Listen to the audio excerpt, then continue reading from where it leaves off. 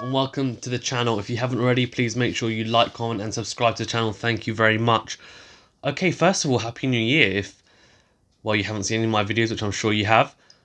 Firstly, it has been a very busy year, I have to say. Obviously, with Britain announcing another lockdown, here in the UK it's been pretty stop-start, and with boxing it's been not the greatest time and the greatest start to the year, with boxing not being allowed because of British border control. Cancelled boxing in January, but some good news. British boxing is set to resume in February, so fingers crossed we get to see some fights on these shores. Across the pond though, as you would have seen, Ryan Garcia put on a very impressive display against Luke Campbell, and if you want to check out a more detailed analysis, go check out my video on that fight, where I go through the fight kind of round by round and also go through some of the talking points and some of the sticking points, I would say, for Campbell in that fight, and also what impressed me about Garcia, but things that he needs to potentially work on, I think, as well, because I don't think, we all know he's not the complete fighter, but I think this was a fight to show that he's not just an Instagram fighter or a social media fighter. He is the real deal, and after getting dropped in that fight, he showed a lot of mettle. Okay, I want to go through a few things, to be honest with you. So just thinking about whether I want to do it all in one video or maybe in a couple.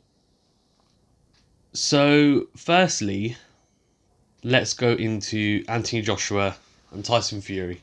Now you're probably thinking, what the heck is going to go through this, and like, we've heard so much about it. I don't want to go into it in massive detail in terms of, I'm not going to discuss who I think would win and match tactics, etc., or fight tactics. I'm just going to go into what the update is from what I know. So first of all, Anthony Joshua said, this is a little bit on the side, that he probably has 5 more years left and then he plans to retire, because he was saying 1 more Olympic cycle, so the Olympics in 4 years' time, and then after maybe 1 more year and then he's done, and so that he can let the younger crop come through. So he's 31 and or 31. I mean, 5 years is very, very, I don't know, it's weird to think of, because I still don't feel like he's got to the pinnacle yet. That Tyson Fury fight is still there, and if he wins that, then I think you can safely say that he is at the pinnacle. But he's a unified world champ, so he's still done a lot in his career so far.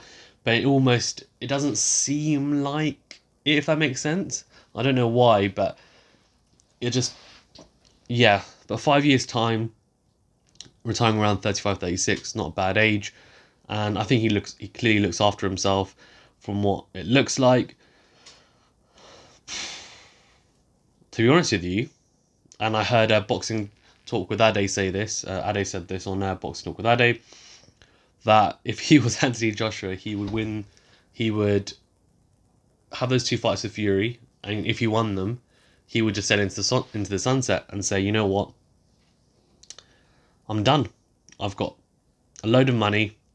I've beaten, Tyson Fury, who apart from him is the number 1 generation, and he cemented his place as the heavyweight of the generation. What else is there to do? I think he still wants to fight people like Usyk. He probably wants to fight Dylan White again. He probably does want to fight Deontay Wilder. I mean, I think he's made it clear that he did want to fight him at the time as well.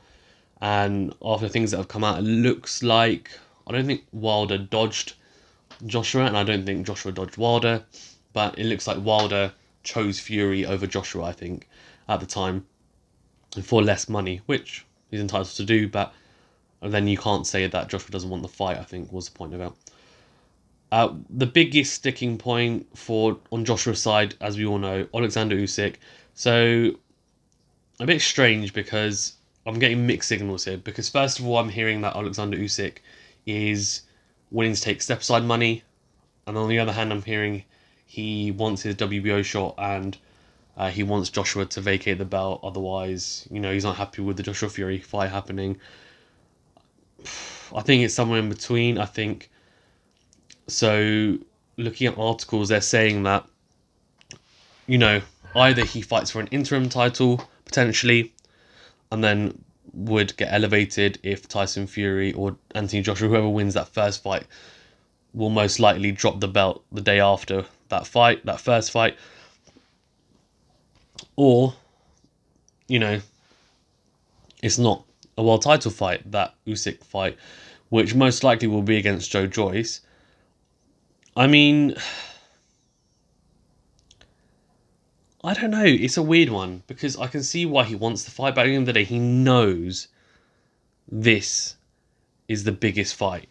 He's not a bigger fight than Usyk Joshua, or Joshua Usyk even, is not a bigger fight than Joshua Fury. Not in a million years. It's about a millionth of the size. That's a bit, maybe exaggerating a little bit. Let's say 1,000th of the size. And I'm not even joking. I genuinely think that. Just because, one, is two Brits. Two is for all the belts, hopefully, undisputed. Although I don't think that matters too much, but it does add a extra cherry on the top. And three, I mean, it's just an absolutely huge fight. They've got history. They've been calling each other out for ages. They're seen as the two best in the division. There's still questions around Usyk at heavyweight. I don't think everyone is sold on him. He's clearly class, but he's not.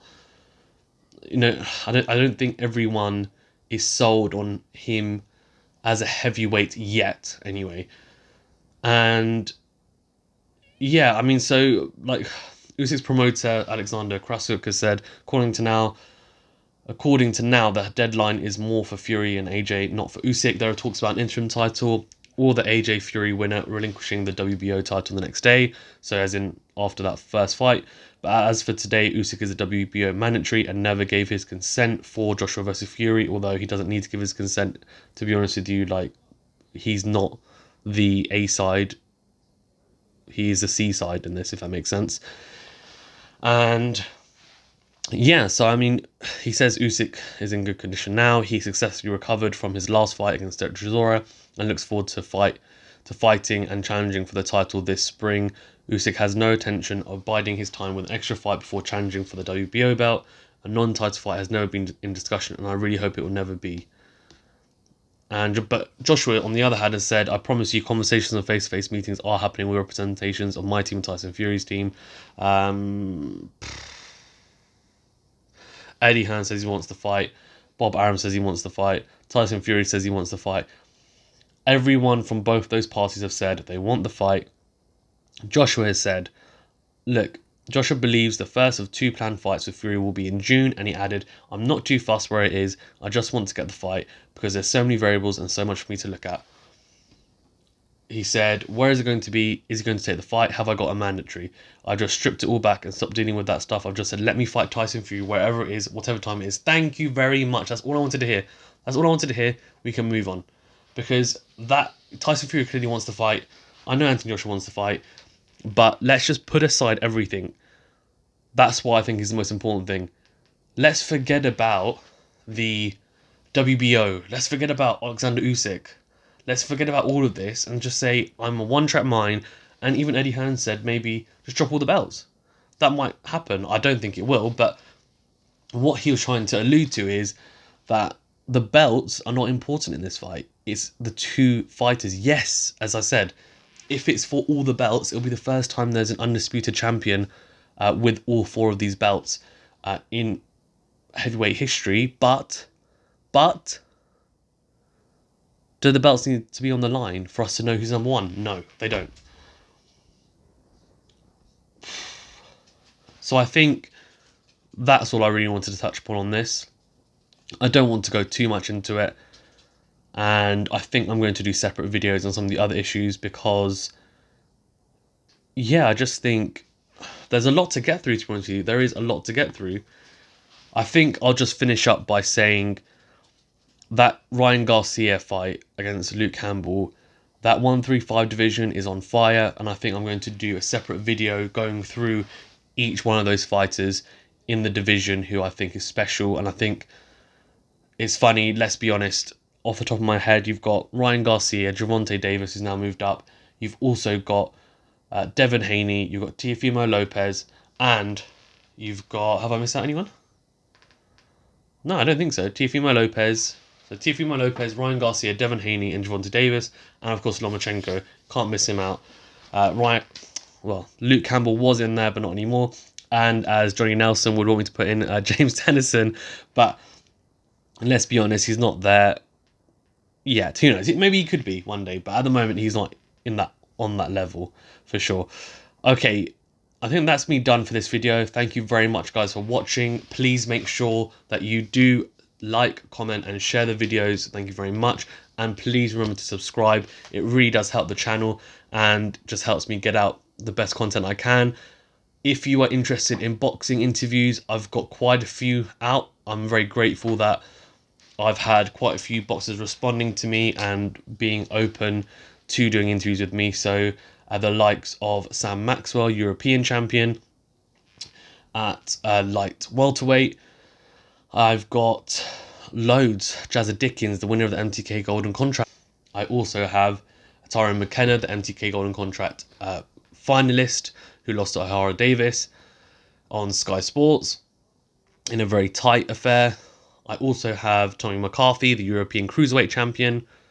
And who else? Archie Sharp, European Super Featherweight champion, who fights on BT Sport, who is unbeaten and is now looking for a world title, as is Jazza Dickens, who I've mentioned. And lastly, and the most recent one, is Dex Spellman, who fought Lyndon Arthur and Anthony Yard.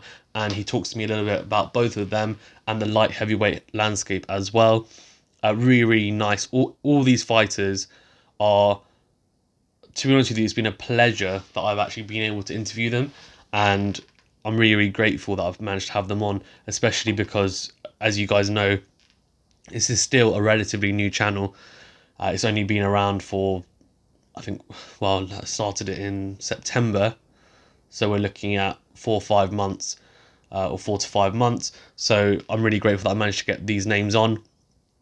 And I've got a few more in the works. I don't want to say it yet because I don't want to jinx it, but yeah, some big names hopefully to come as well, to keep it going. So I'll be releasing videos like this, and also of course interviews with boxers. If you are interested in other sports like cricket and tennis, which I do cover, check out those videos as well. But in terms of boxing, I'll be doing videos like this, interviews, and also videos with others, like the 2020 Boxing Awards for 2020, which I did with Mush and Kev.